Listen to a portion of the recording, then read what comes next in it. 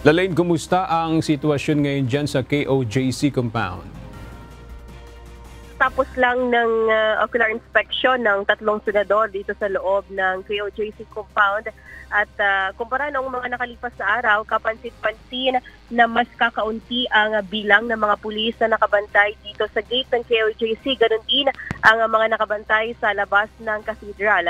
Alas 10 kanina dumating si Senador Ronald De La Rosa sa compound. Sunod naman si Senator Robin Padilla. Bago mag-ikot sa De La Rosa, ay nag-usap muna sila saglit ng mga abogado ng KOJC. Kung dati ay bawal pumasok sa loob ng cathedral, kanina ay malaya sila nakapasok at walang nakaharang ng mga pulis.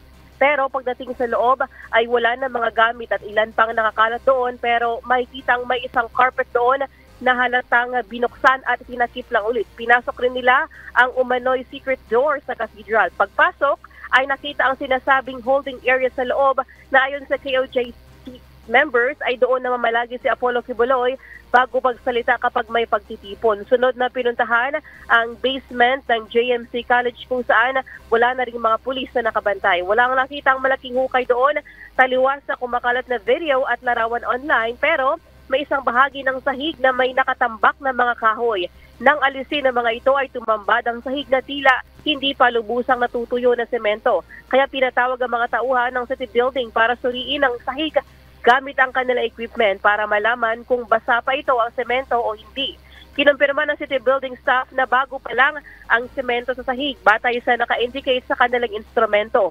Sunod na pinuntahan ang hangar ng air assets ni Quiboloy. Sa oras na iyon ay dumating na si Senator Bongo, pati ang mga tauhan ng Commission on Human Rights na kasama na rin sa inspeksyon.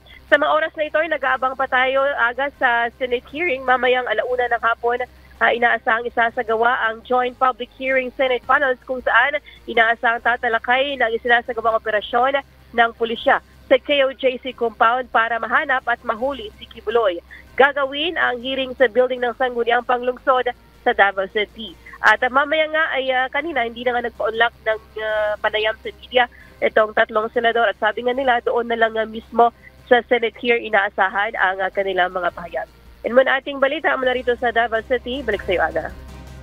Maraming salamat, Lalain Moreno.